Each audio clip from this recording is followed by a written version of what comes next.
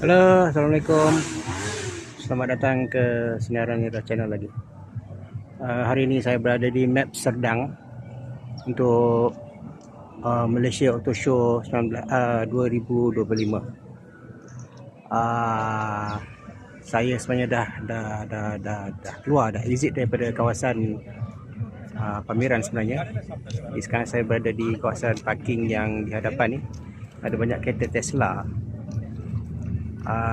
Saya tak nak buat video banyak-banyak sebab biarlah orang yang betul-betul pakar dalam hal nak review kereta ni, dia mesti yang buat. Cuma ada satu point, kalau anda lihat video saya tahun lepas, sewaktu saya review Proton tu,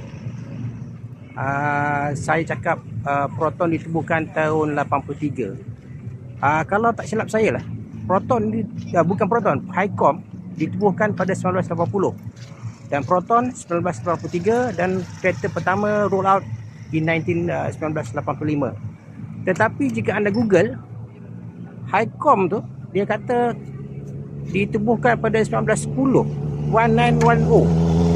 Jadi saya tak pasti kenapa ada information yang sebegitu. Tahun 1990 Malaysia belum wujud. Persekutuan Tanah Melayu pun belum wujud. Cuma ada Tanah Melayu waktu itu. Kalau tahun 1910. Jika benar apa yang Google cakap, Highcom ditubuhkan pada 1910.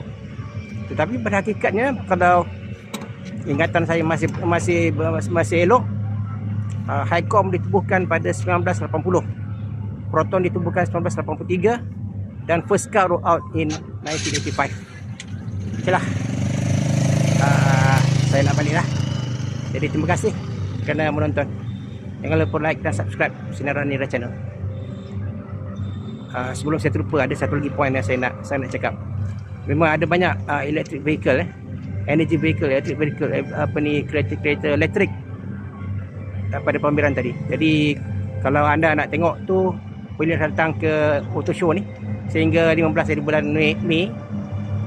Dan kalau anda juga boleh tengok review daripada orang yang pakar-pakar yang lain. Okey, terima kasih. Assalamualaikum.